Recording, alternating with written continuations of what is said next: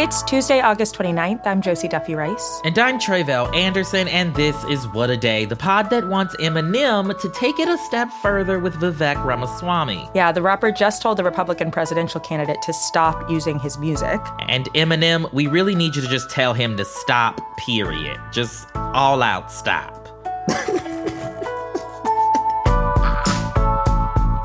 On today's show, Florida braces for Hurricane Idalia, which makes landfall as early as tonight.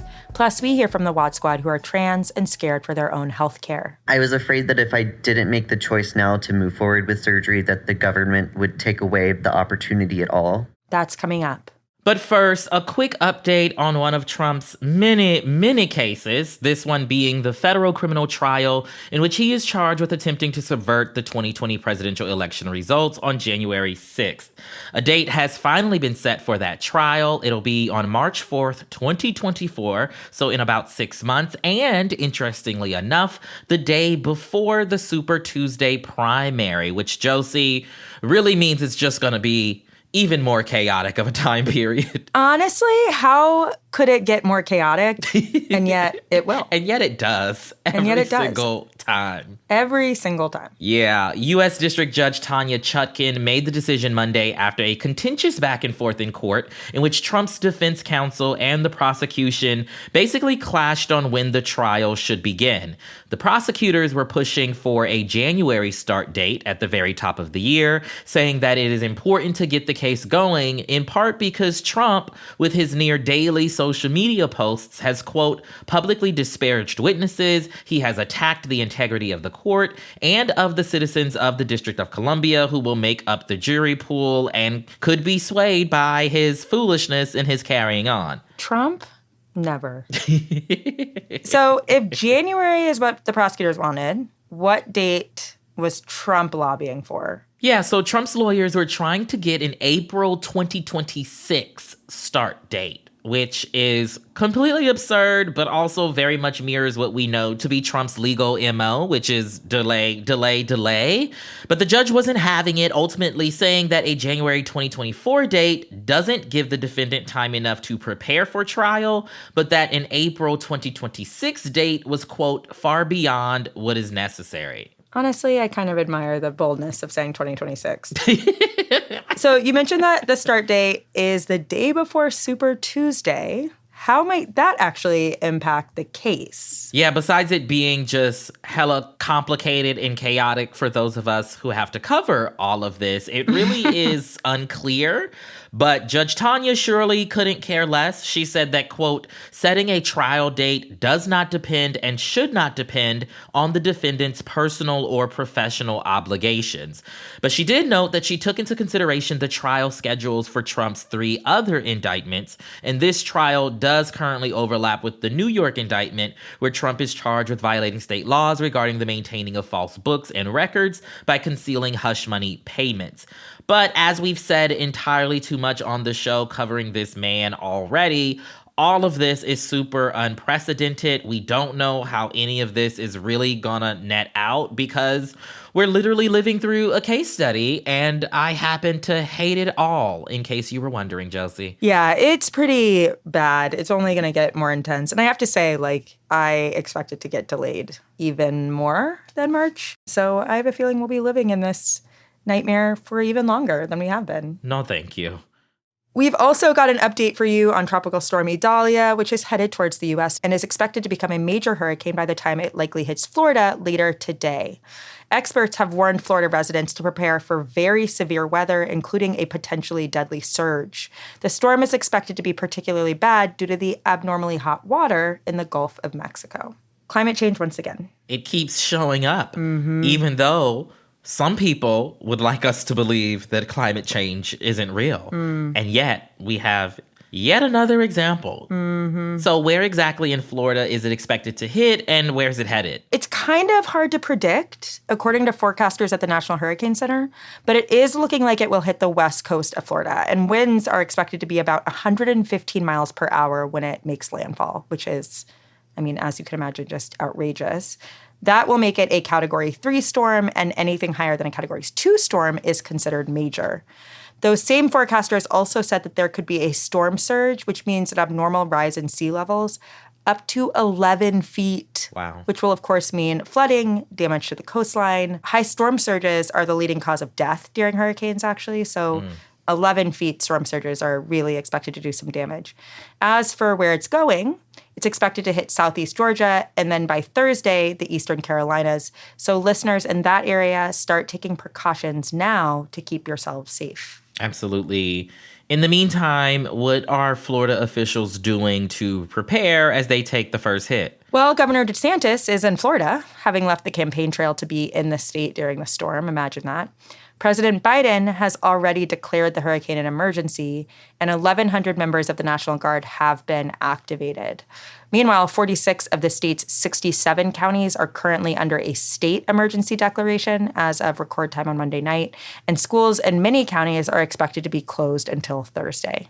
So everybody stay safe from the storm. We're going to try to stay safe here in Atlanta, and we will keep you updated. That is the latest for now.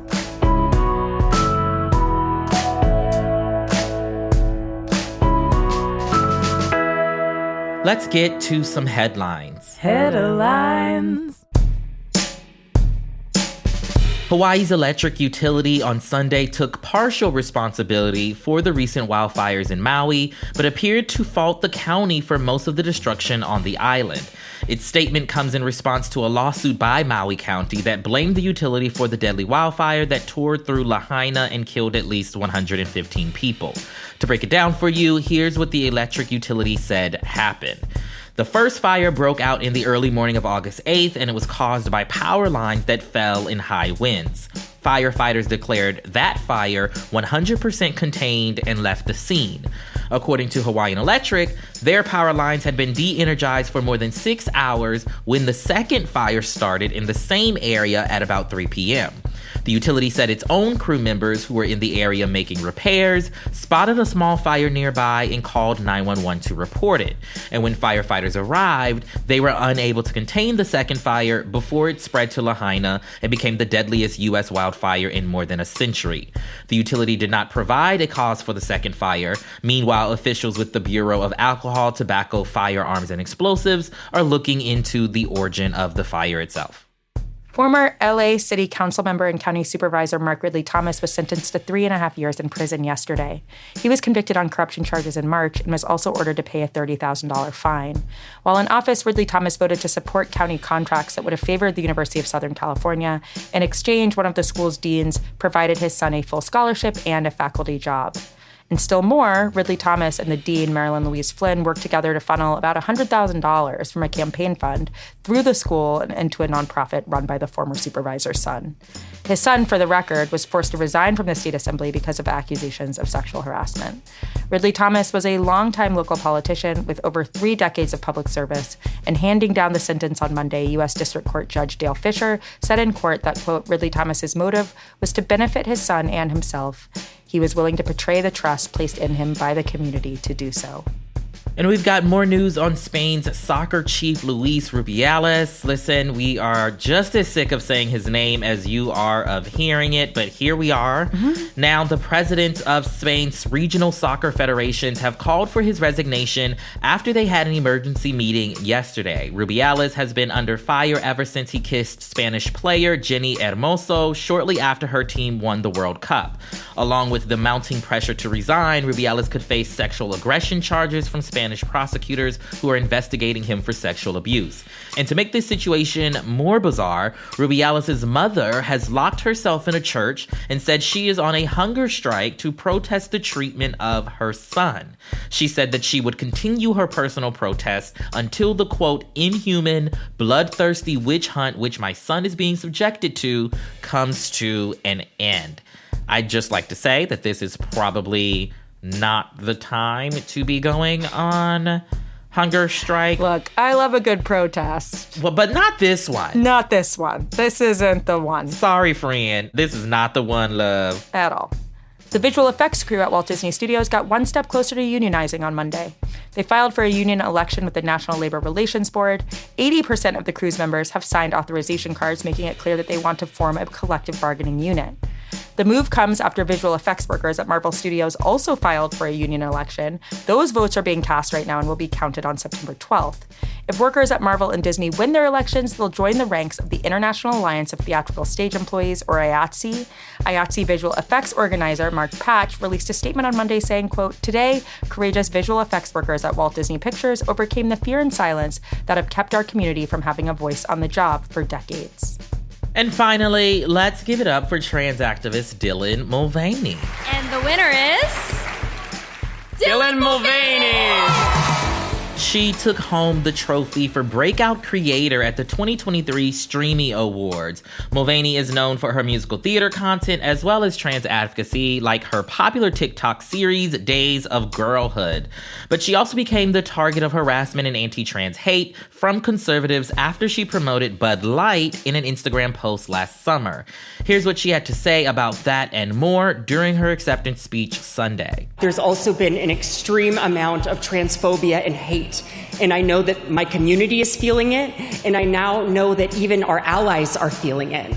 And I look around this room and I just see so many amazing allies that have platforms. And I think allyship right now needs to look differently, and you need to support trans people publicly and proudly. And in a possible dig at the Bud Light foolishness, Mulvaney ended her speech with, quote, "I'm gonna go have a beer and I love ya." It's a good joke. Very great joke. I would just like to note that I don't personally like Dylan's content, and the fact that the conservatives have me out here applauding her and the work that she does, I really hate that for me. But the hate that she faced was completely absurd and uncalled for, and I'm glad that she is bouncing back and sticking it to them in the ways that she is. Yes. And those are the headlines. We'll be back after some ads with the WOD Squad's own stories about how anti-trans hate has affected them and their loved ones. It's to the point where it doesn't feel safe to live here anymore. That is coming up. Pandora makes it easy for you to find your favorite music. Discover new artists and genres by selecting any song or album, and we'll make you a personalized station for free. Download on the Apple App Store or Google Play and enjoy the soundtrack to your life. When you're craving a vegan meatball sub from the sandwich shop down the road, get fast delivery through DoorDash. And when you need stain remover because you use your t-shirt as a napkin, get fast delivery through DoorDash. Then later, when you're marathoning cooking shows and start to think making lemongrass ginger macaroons from scratch can't be that hard, you can still get fast delivery through DoorDash. Get groceries and anything else you could need from your neighborhood with DoorDash. Place your first order now at DoorDash.com or the app and get a $0 delivery fee. Terms apply. Consumer Cellular's award-winning customer support is 100% based in the U.S., and you are 100% based in the U.S. That's something you have in common with Consumer Cellular's customer service. Consumer Cellular's customer service likes pizza, and you like pizza. You want a free month of service, and we want to give you one. We obviously can't wait to hear from you. Visit consumercellular.com/free month and enter code FREEMONTH to get your second month free. Consumer Cellular. When freedom calls, we're here to answer. Promotion is subject to terms and conditions. It's Tuesday, WOD Squad, and to wrap up, we're making some space in today's show for you, our wonderful and fabulous listeners. Earlier this year, we asked you to send us a voice note or message if someone you love has been impacted by anti-trans or anti-LGBTQ+ legislation in your state. And today, we wanted to share some of the responses that we got. But to do that, we wanted to bring on the producer behind this project. You have heard their name in the credits. It's our very own Raven Yamamoto. Raven, welcome to WOD. Pew, pew, pew, pew. Thank you so much for having me. Thank you for letting me out of my cage in the shadows so I can be on the mic. I'm so enthused to be here. You're making us sound like we torture you, and we don't. Okay, so let's get started. Walk us through some of the responses that we got. First, we have a voice note from one of our listeners named Bailey. Bailey is a trans man from Texas who got part 1 of his bottom surgery earlier this year. Super exciting. But shortly afterwards, he found out that the next phases of his care might have been in jeopardy. That's because of a proposed law that would essentially require that health insurers no longer cover gender-affirming care in Texas. Take a listen. I was extremely lucky to have stage 1 of my bottom surgery this January. My surgery, just stage 1, had cost $190,000. And it had been almost completely covered by insurance. Everything went extremely well, but even with that, it was still the most grueling and difficult experience and recovery I have ever had in my life. The day that my doctor's office called to schedule the second stage of my surgery, I declined and I explained I really, really wanted to take a long time before my next stage to just enjoy not feeling like a walking medical wound. Literally an hour later, I found out about State Bill 1029. I would absolutely not be able to afford future stages if this bill passed. I immediately called my surgeon and explained that despite my mental and emotional need to have some time off from surgeries, I was afraid that if I didn't make the choice now to move forward with surgery, that the government would take away the opportunity at all. Thankfully, State Bill 1029 didn't move forward during this latest legislative session, but I'm still moving forward with my surgery this November, despite how absolutely burned out I am from the several surgeries I've already had. I'm very privileged and lucky that this is the extent of how the laws have affected me, and I know several people are much more worse off.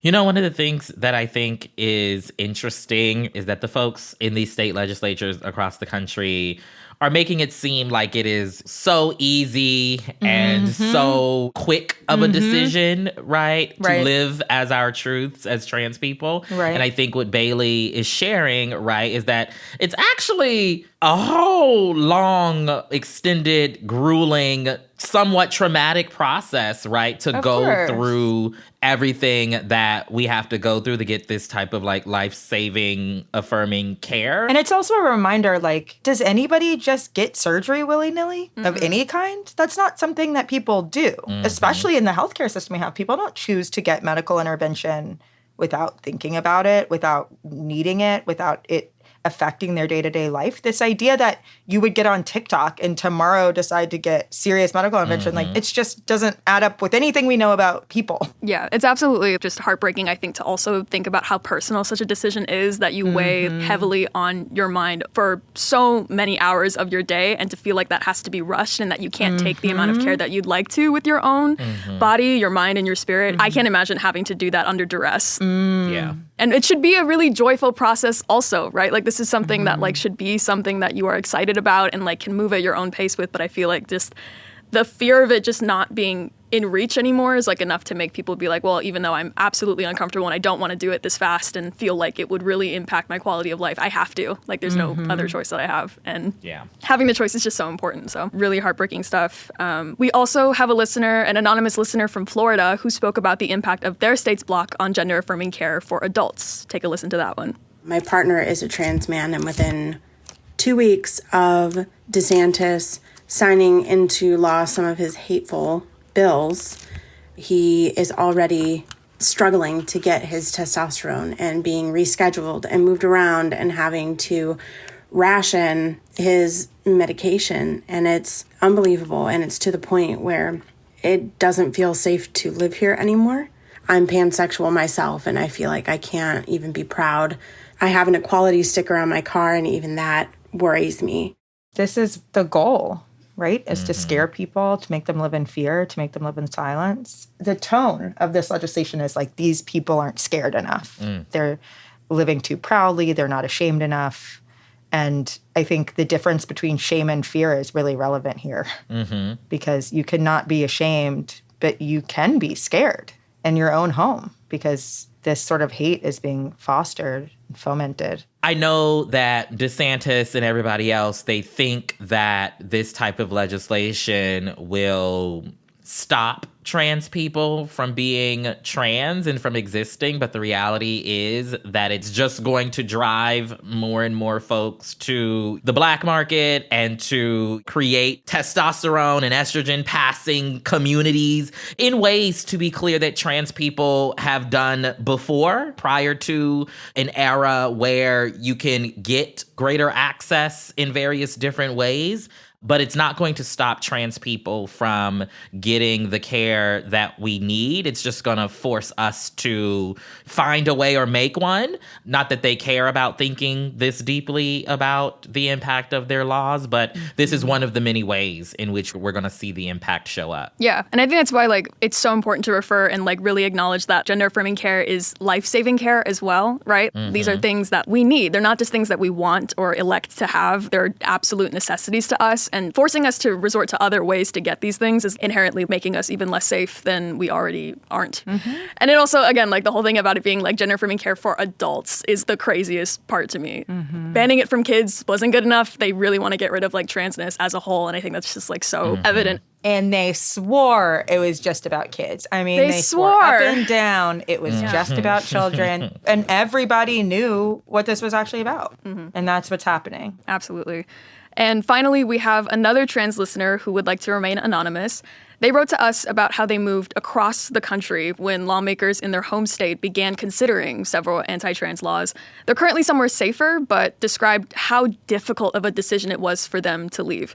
So they said, quote, "I had to leave my family and friends behind and everything I'm familiar with. We don't want to be in the state that we're in. It has such a high cost of living, but I'd rather be poor here than be prosecuted there. And that's the decision we had to make. We're lucky in that we were able to get our documents changed and we were able to escape, but now I can't see my family and we feel trapped. If I could say anything to others going through this, stay aware, stay informed.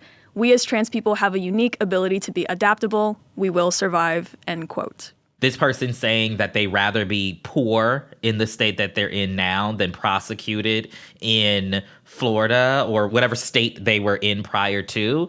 That's a really wild thing to say, but I think it conveys the severity of decision-making that people are having to do. Those are not inherently two choices that anybody should have to make. Yes, well, we want to say special thank you to those 3 listeners who shared their stories with us. We're wishing you all the best as you navigate these incredibly difficult and scary times. Before you go, Raven, this project is a very personal one for you. Would you like to explain to the people why? I would love to. I've been working for WAD for almost 2 years now, and what I'm really most proud of when it comes to our show is our consistent but also diverse coverage of trans issues, whether it be from anti-trans legislation to representation in the media.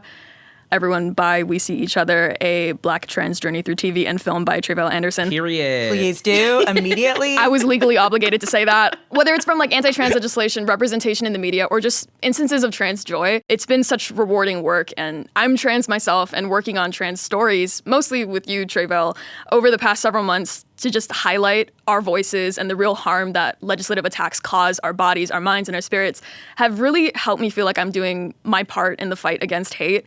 And I truly couldn't have asked for a better partner in crime. But on a personal note, something I actually haven't shared with the two of you just yet is that I recently started the process of getting top surgery. I've taken some of those first steps, and it's really exciting to think about finally getting it someday after wanting it for as long as I could remember. But actually making progress is really hard, from finding out if your insurance covers it, if they even have a department for transgender healthcare services, to getting clearance from a bunch of doctors, to finding a surgeon. And I live in California, where there is not a single law getting in my way. No one is telling me that I can't do it. So I can't even really begin to imagine how much more difficult it is for trans and queer people in these red states where seeking out or providing this kind of care has become a crime if it hasn't already, right? So I really wanted to share our platform with our listeners who feel comfortable sharing what that experience has been like and the real impact it's had on their lives. And I'm just really proud of everyone who did write in and trusted us to handle their stories with care, because it must mean that we're doing something right. So it's been really just an honor to receive them. Absolutely. And thank you for sharing that tidbit of information. You did not have to with the entire freaking world. And I also have been super overjoyed to be able to do these stories with you. Aww. We don't have a lot of trans journalists doing stories on transness. And so that's one of the things that brings me a lot of joy about doing this work. And thank you so much for everything you bring to the podcast, even beyond the trans coverage, because you bring so much to us. That's exactly right. And we were not legally obligated to say that. This is true love coming from us. We appreciate you so much, and we're so glad to have you on the pod, and we thank you for coming. Absolutely. Anytime. As we've said before, if you have a story like the ones we just heard today, our inbox is always open. So send a voice note or written response to raven@cricket.com with your name, where you're from, and how you've been impacted. And if you prefer to remain anonymous, just let us know.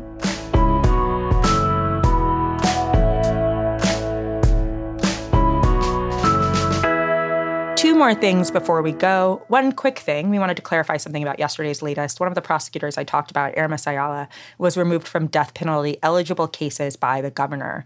She wasn't removed from her job as prosecutor, but as a result, she decided not to run for re-election. Also, abortion is on the ballot yet again in 2023. In Virginia, we've got to maintain a majority in at least one chamber of the legislature against totally moderate suburban dad Glenn Youngkin's anti-abortion agenda. Meanwhile, Ohioans are voting to codify reproductive freedom in the state constitution. Visit votesaveamerica.com to see how you can get involved and learn more right now. And while your browser is already open, head to cricket.com/store to check out shirts like Bodily Autonomy, Bros for Roe, and more so you can be the most stylish volunteer out there. That is all for today. If you like the show, make sure you subscribe, leave a review, reassure us that there's a Spanish word for consent, and tell your friends to listen. And if you're into reading and not just writing to Raven like me, What A Day is also a nightly newsletter. Check it out and subscribe at cricket.com/subscribe. I'm Tre'vell Anderson. I'm Josie Duffy Rice. And Vivek. Use Kid Rock. Listen, he's already on your side. I'm sure he'll be happy about it. If there's a built-in person for idiots to use on the campaign trail, why don't they just do it? He had that one song. What song is that, Josie? I don't remember, but I'm not going to be at the rally anyway. What do I need to know for it?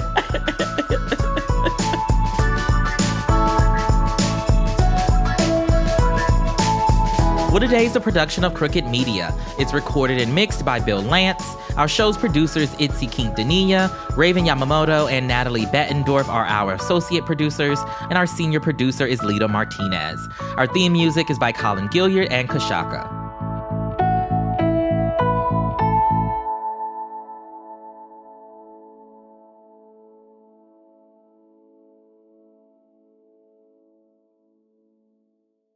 Finding the music you love shouldn't be hard.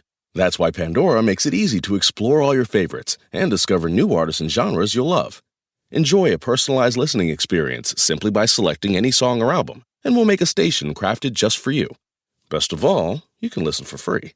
Download Pandora on the Apple App Store or Google Play and start hearing the soundtrack to your life.